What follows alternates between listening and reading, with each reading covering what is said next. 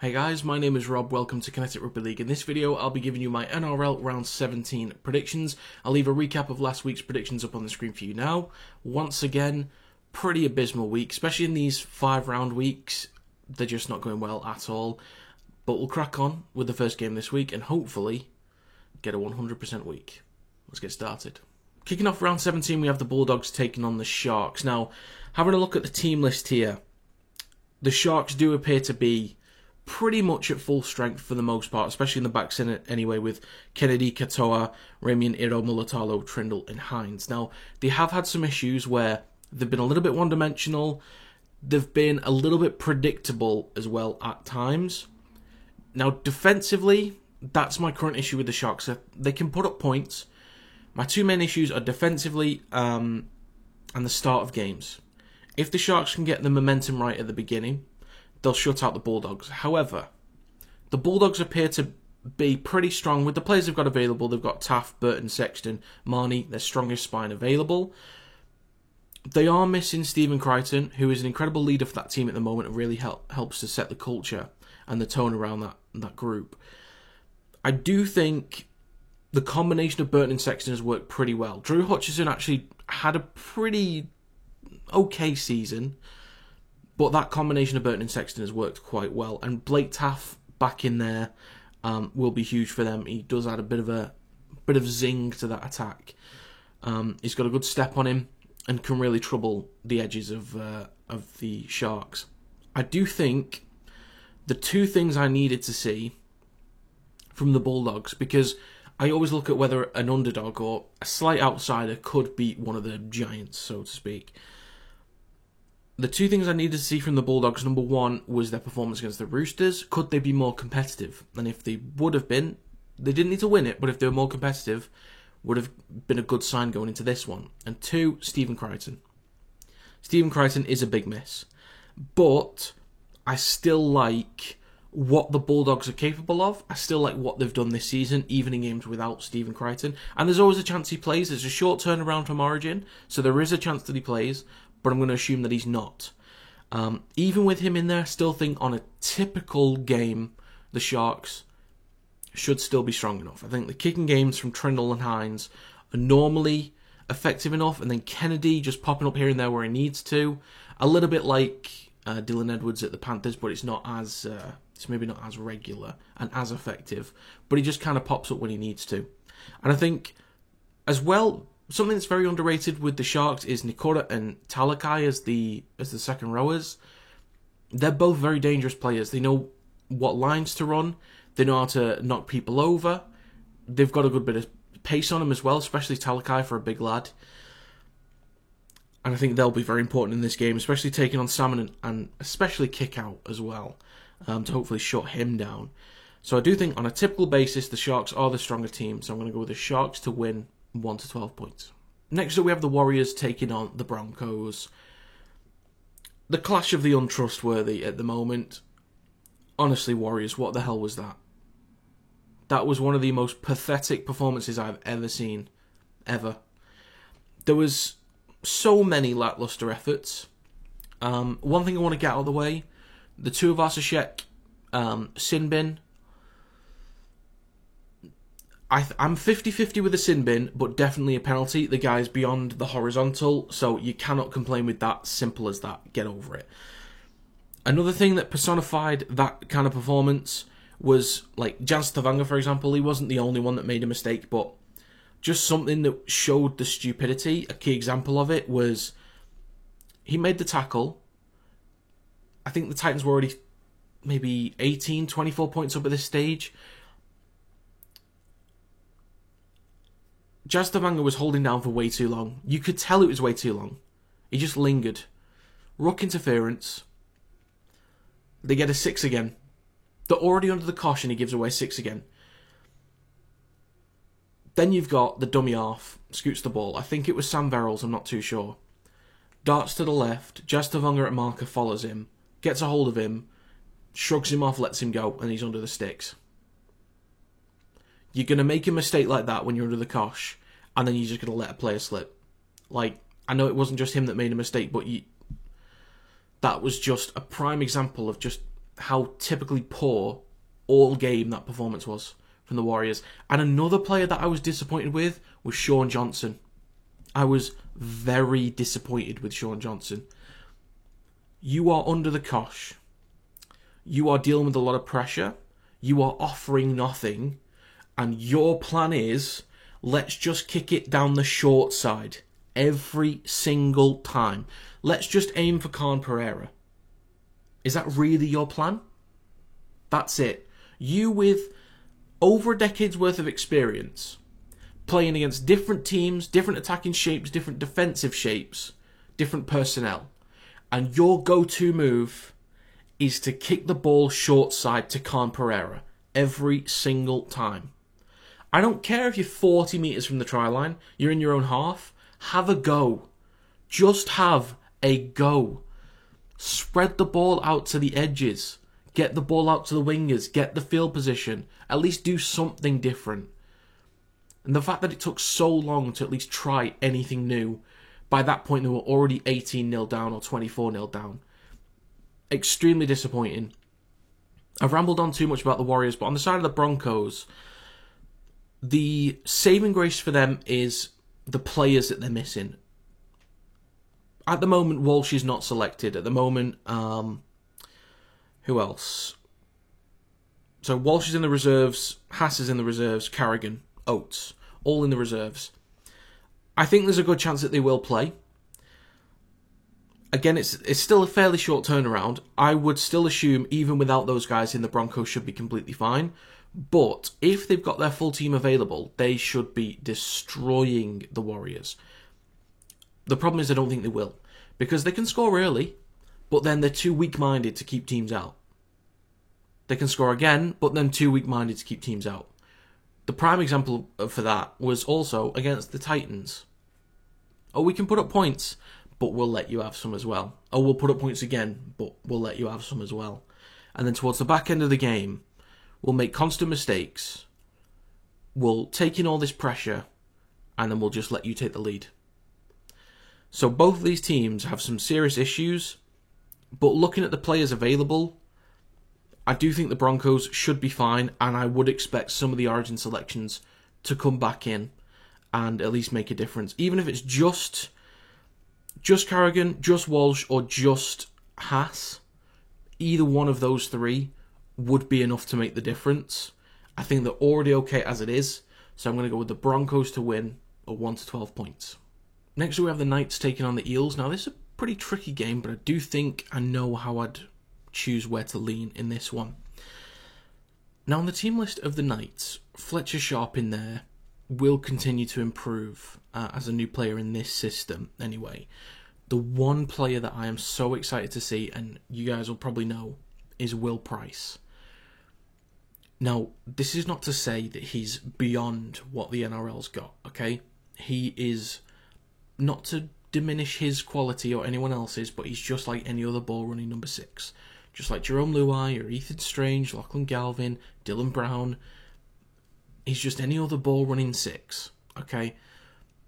But I'm just happy and excited to see him get to showcase what he can do as an Englishman in the NRL. That's all.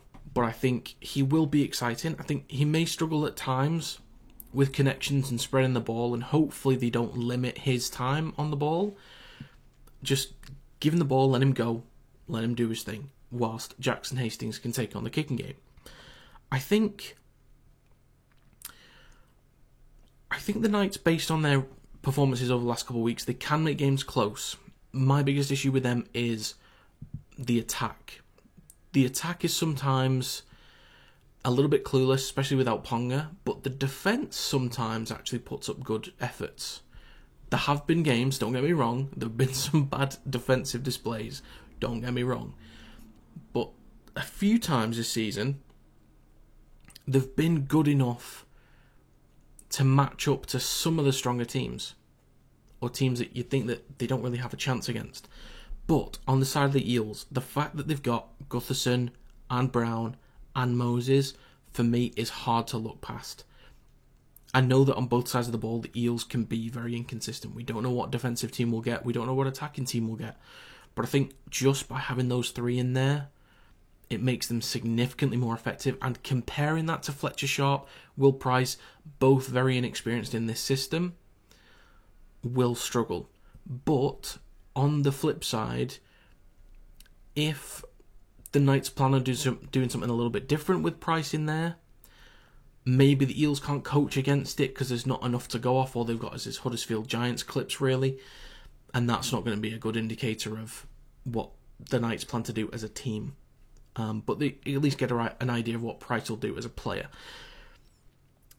But I do think, with the individuals that the Eels have got, I think it's going to come down to that. So both teams, I think as a unit, I trust the Knights more defensively. But in terms of overcoming that with points needed, I think the Eels have got it purely because of Brown and Moses. I think the forward battle will be pretty even for the most part. And I think maybe the Knights have the slightly stronger bench. Or maybe only slightly though. But the biggest matchup in favour of the Knights here is Gagai and Best against Penasini and Russell. Those two can dominate. So I think the best threat's going to come from the Knights' edges in Best and Gagai. Hastings takes on the kicking game. Price pops up here and there. But as a unit, I think the Eels can just withstand it enough, and with the individuals can move past that and get the 2 points. So I'm going to go with the Eels to win 1 to 12 points. Next up we have the Storm taking on the Raiders. This one could be a rough one for the Raiders. Now, I do like some of the things that they've done. I think Rapinoe's been a decent inclusion at one, and without Fogarty, I think Strange and Weeks, they've had their good moments, they've had their bad moments. But it's few and far between. Some of the starts that they have. Now, the only way that I see this going well for the Raiders is, typically this season, Melbourne Storm, they've had good starts, but they've not capitalised enough with points. So they've been the dominant force, they've had good field position, but then suddenly a counter-attack changes the game completely, and they're on the back foot. So I do think Melbourne Storm will have the better start, but if the Raiders can withstand the pressure, and just, whilst Storm have good field position on them, they just heavily restrict the flow of points, the Raiders can certainly come up with something. That first 20-minute period is going to be so important, because if Melbourne Storm can put up at least 12 points in that time, I don't know if the Raiders will be able to compete for the rest of the game. So that first 20-minute period is so important. And Melbourne Storm have turned things around. They're starting to become a team that can continue to be ruthless throughout a game and not drop off sort of in the middle 40 minutes. The Raiders can cause problems when they chuck the ball around. Normally they're better in the second half when they're losing, which they certainly could be at half time if Melbourne Storm get off to a good start. But just looking at the players that are available, I know there's Grant Anderson and Howarth at the centres, or in the centres for Melbourne Storm, but they've got Warbrick and Coates to look after them, they'll be fine. Ryan Pappenhausen getting more game time, getting back to full fitness, he's going to be a menace attacking the edges. Tyron Wishart, I've been so impressed with him.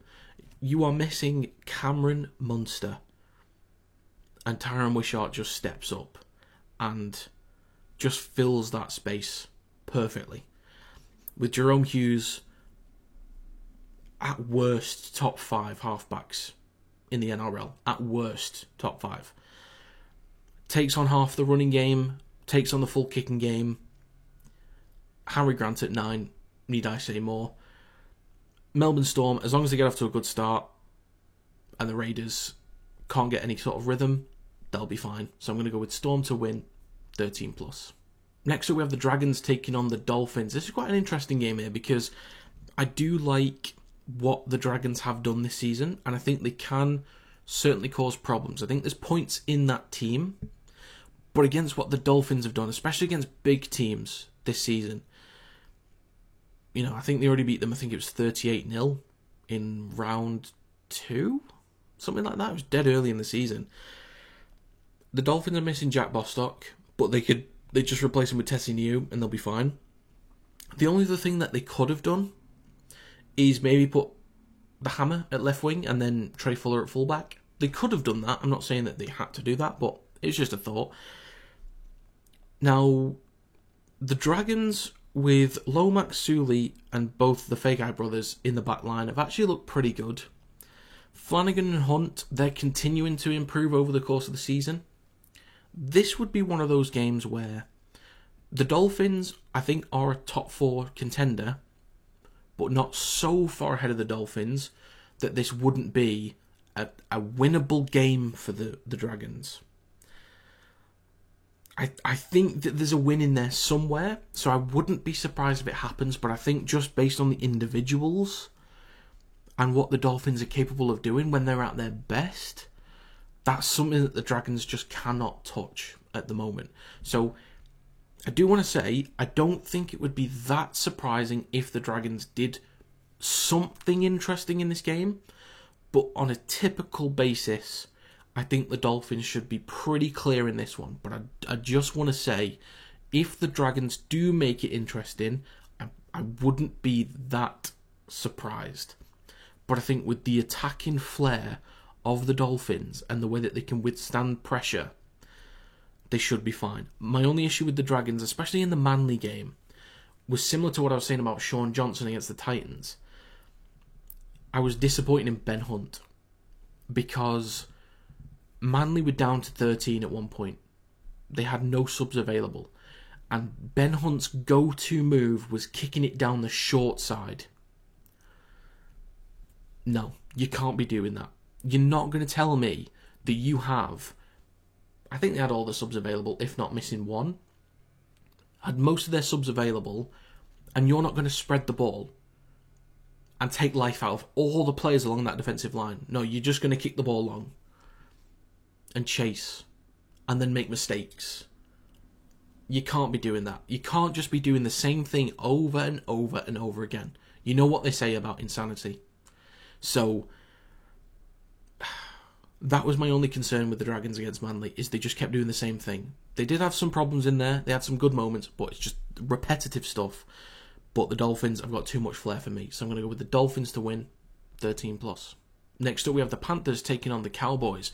This should be, based on what I've seen, should be fine for the Panthers. However, there have been a couple times this season where the Panthers' defence has been slightly off, and they've been a bit one-dimensional in attacks and not been able to put up the points to really compete. The Cowboys, my God, can they score points? But defensively, can be an absolute disaster. Now, Jake Clifford is named over Tom Dearden at the moment. I think there's a good chance that changes based on the time they've got to turn around. They should be fine. Murray Talangi would probably be included. Reece Robson, yeah, all the usual guys, I think they'll come back in. But I still think the Panthers, with their defence, should be able to shut down what the Cowboys want to do. And in attack, Luai at 7 has been a godsend. I still think him and Cleary are the best partnership together, but Luai has just gone up to a completely different level since having to take on the number 7 role. So I do think there's the potential of a really close game here, because the Cowboys, with the individuals that they've got, they can throw the ball around and they can cause issues for anybody. But I just think the way that the Panthers, like defensively, it's drilled into them, and just the system that they play under, and allowing Jerome Luai to just kind of be free, do his own thing, but take charge, just works nicely at the moment. And especially against teams that are maybe not performing at their best, like the Cowboys. The Cowboys should be doing so much better than they are. Based on the players the Cowboys have got, they should be top 4 contenders every season, based on the individuals they've got. I do think in the forward pack, the Cowboys should do well to compete. I know Leota and Fisher-Harris, normally 80-minute players. If you need them to do 80 minutes, they can. But I think McLean, Taumalolo, Lukey, Finifeyuaki, even Neiman McKaylee off the bench, the Cowboys could dominate through the middle. And that's why I think it's going to be a close game. I think the Cowboys will dominate through the middle, but the Panthers defensively will be able to withstand it. Sometimes Townsend's kicking game is actually way off. And I think Luai and Cole will just keep developing that partnership.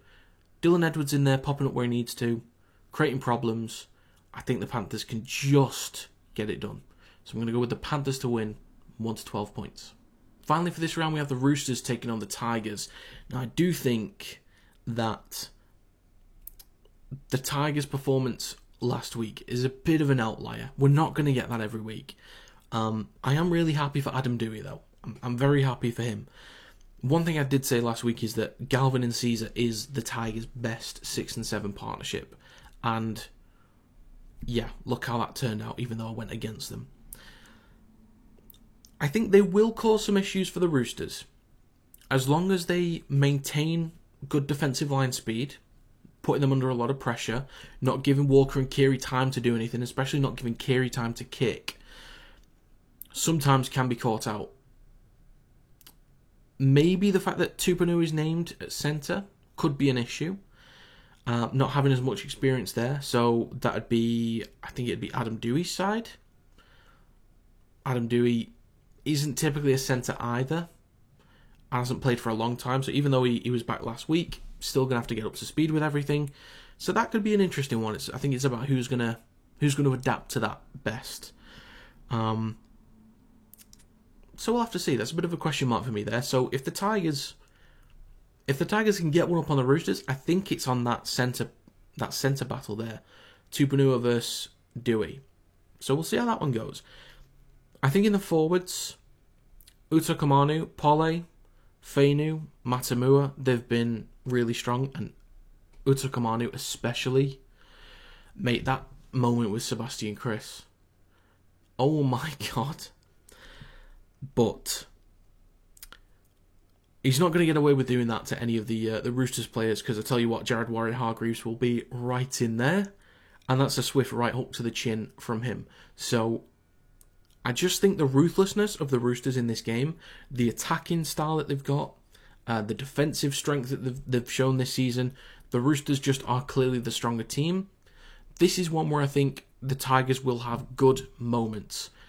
I don't think they'll ever have like really sustained quality moments. They'll just have a few bits of flair here and there, whether it's a good carry from Utoikamanu, good run from Galvin, maybe a good kick, a 40-20 from Caesar, something like that. And a few tries, a few moments here and there, but I don't think it'll be anything really to cheer about. So I'm going to go with the Roosters to win 13+. So to recap my predictions for this week, I'm taking the Sharks, Broncos, and Eels to win 1 to 12 points, Storm and Dolphins 13+, Panthers 1 to 12, and the Roosters 13+. So, in terms of winners' confidence, I'm at about 60%, and that's purely because they've gone so wrong for me this season. I think the Sharks should be okay, Broncos should be okay, so should the Storm, Dolphins, and Roosters. I think the Cowboys can certainly make it interesting, and the Knights as well, because the Eels can do what Parramatta does best and completely mess up my predictions. Margin confidence, 90% as normal. If these teams are going to win, I think that's the most likely outcome for the margins. But yeah, that is my recap for round 17. So that's going to be it for my round 17 predictions. If you've got your own, do let me know in the comments down below. Also, let me know how you got on last week. But that's going to be it. Thank you very much for watching, and I will see you next time.